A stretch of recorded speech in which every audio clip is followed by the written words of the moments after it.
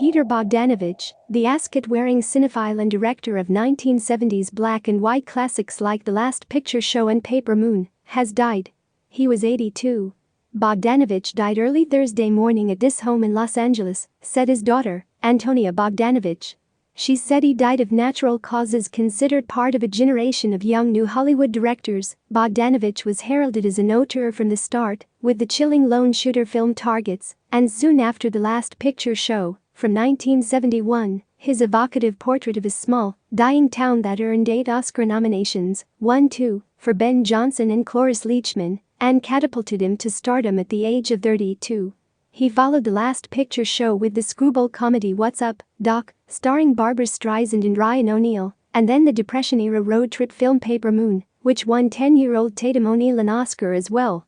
His turbulent personal life was also often in the spotlight, from his well-known affair with Sybil Shepherd that began during the making of The Last Picture Show, while he was married to his close collaborator, Polly Platt, to the murder of his playmate girlfriend Dorothy Stratton, and his subsequent marriage to her younger sister, Louise, who was 29 years younger than him. Reactions came in swiftly at the news of his death. "Oh dear, a shock. I am devastated. He was a wonderful and great artist," said Francis Ford Coppola in an email. "I'll never forget attending a premiere for The Last Picture Show. I remember at its end, the audience leaped up all around me, bursting into applause lasting easily 15 minutes. I'll never forget, although I felt I had never myself experienced a reaction like that Peter and his villain deserved it. May he sleep in bliss for eternity, enjoying the thrill of our applause forever." Guillermo del Toro tweeted, "He was a dear friend and a champion of cinema. He birthed masterpieces as a director and was a most genial human. He single-handedly interviewed and enshrined the lives and work of more classic filmmakers than almost anyone else in his generation." Born in Kingston, New York in 1939, Bogdanovich started out as a film journalist and critic, working as a film programmer at the Museum of Modern Art, where through a series of retrospectives he endeared himself to a host of old-guard filmmakers including Orson Welles, Howard Hawks and John Ford.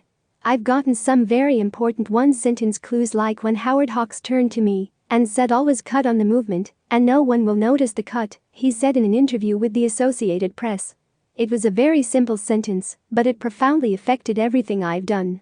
But his Hollywood education started earlier than that. His father took him at age 5 to see Charlie Chaplin and Buster Keaton movies at the Museum of Modern Art.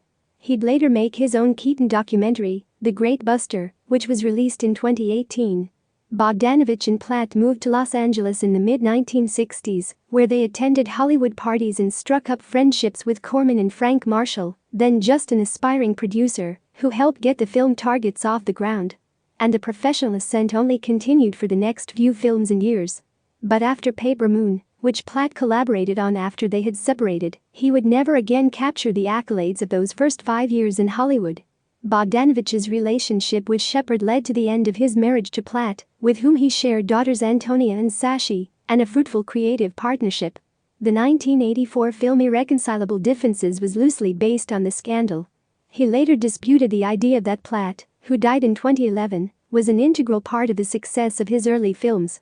He would go on to make 2 other films with Shepherd, an adaptation of Henry James' Daisy Miller, and the musical At Long Last Love, neither of which were particularly well received by critics or audiences.